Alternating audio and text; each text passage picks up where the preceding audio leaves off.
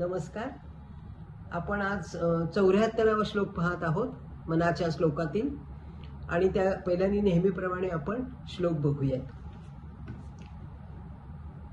बहुतां परी संकटे साधनाची व्रते दान उद्यापनेती धनाची दिनाचा दयाळू मनी आठवावा प्रभाते मनी राम चिंतित जावा प्रभाते मनी राम चिंतित जावा.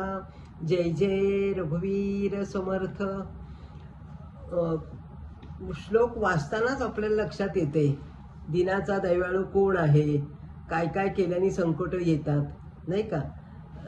समर्थांनी मागच्या वेळेला आपल्याला भगवान शंकरांचं उदाहरण देऊन आणि श्रीरामांचं उदाहरण देऊन आपल्याला मनाला कसं स्थिर करता येईल आणि मन भगवंतामध्ये कसं स्थिर होईल याचं सुंदर विवेचन आपल्याला ऐकायला मिळालं.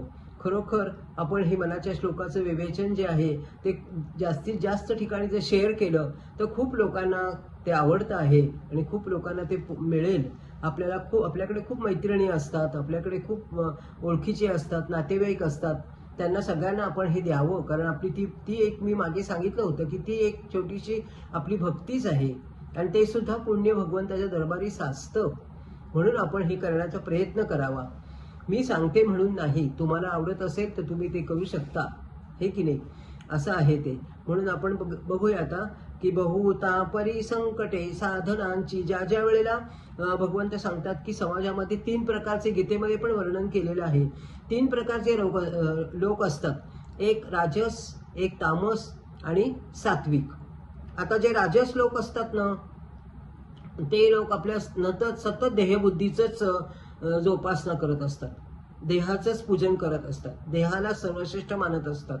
आत्मधल्या भगवंताची ओळख त्यांना कधीच लवकर होत नाही आणि म्हणून असे जे लोक आहेत ते राजस वृत्तीचे आहेत.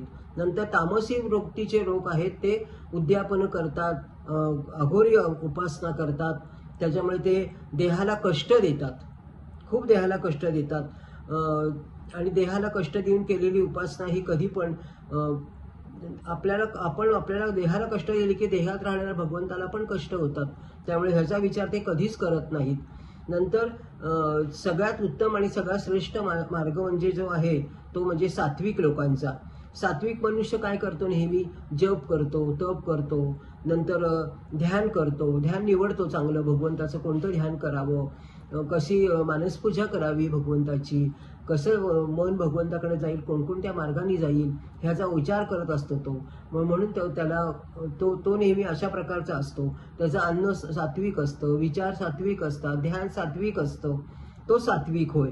आणि म्हणून अशा सात्विक माणसामध्ये कर्मकांड जर असेल तर त्यांच्यामध्ये बहिर्मुखता नसते, कर्मकांडात बहिर्मुखता नसते आणि त्याला साधना करताना किंवा एकाग्रता करताना किंवा भगवंताचं चिंतन करताना अडचणी जरूर येतील, नाही येणार असं नाही. अडचणी आपल्याला सुद्धा अडचणी येतात आपल्याला ध्यान करायला बसलो की, परंतु ते एक प्रकारचं सामान्य माणसाला येणाऱ्या अडचणी आहेतच. त्या भगवंताचं ध्यान करायला गेलं की इतर संसारातल्या गोष्टी आठवतात.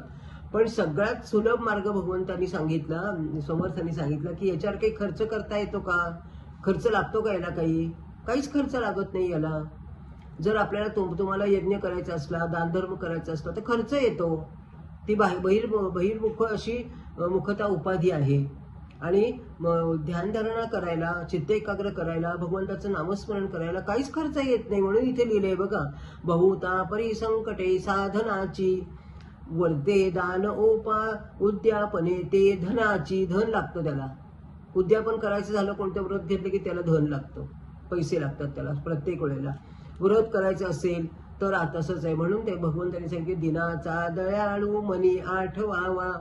हे सगळं कमी कमी कमी कमी होऊन मनात काय करायचं आहे की भगवंत आठवायचं आहे. हे दरवेळेला त्यांना ते ईश्वराला शरण जायचं आहे. ते म्हणतात ईश्वराला तर तुम्ही शरण गेलात पण तो दिनांचा दयाळू आहे, सगळ्यांवर दया करणारा आहे, तो दीन आहे. त्यांनी कोणाकोणावरती दया नाही केली आत्तापर्यंत. रामायण जर आपण बघितले, रामायणातली पात्र, त्यामुळे त्याला सगळ्यांच्या दृष्टीने रामाला सीता आपलं कैकई ही सगळ्यांच्या दृष्टीने चांगली नसते, पण दिनांचा दयाळू हा जो राम आहे तो कैकईला सुद्धा स्वतःच्या आईपेक्षा जास्त श्रेष्ठ मानतो, कारण तो अंतर्मुख झालेला आहे, त्याला कळालेला आहे. अंतर्मुख मनुष्य झाला तर त्याच्या लक्षात येईल लगेच चांगलं काय वाईट काय. म्हणून अंतर्मुख व्हायला करता, रामाचं चिंतन होण्याकरता, मनाला स्थिर करण्याकरता हे समर्थ आपल्याला सारखं सारखं सांगतायत. प्रत्येक वेळेला त्यांनी तेच सांगितलंय. त्याच्यामध्ये त्यांनी आपल्याला आणखीन एक छान उदाहरण दिलेलं आहे की विदुराची पत्नी, म्हणजे विदुराची पत्नी कोण होती तर राजा देवक यांची ती कन्या होती.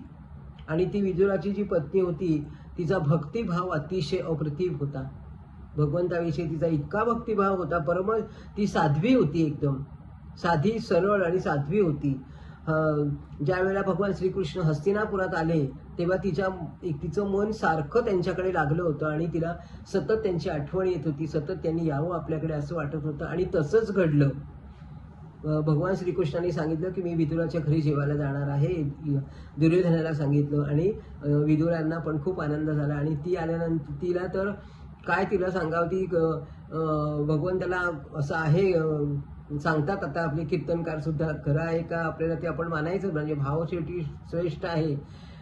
केळाची साल्टं त्यांना खायला दिली आणि केळ टाकून देत होती. म्हणजे इतकं तिची भानावरती नव्हती की तिचं सगळं भगवंत पुढे बघितल्यावर कोणाचं भान नाही हरपणार. ती तर साध्वी होती, तिला तर कळलं होतं की हे साक्षात भगवंत कोण आहेत ते. आणि म्हणून विदुराच्या पत्नीने भगवंताला तिच्या घरी जे असलेल्या त्या कण्या खायला घातलेल्या आहेत. हे आपल्याला, कारण तिचा भक्तिभाव श्रेष्ठ होता.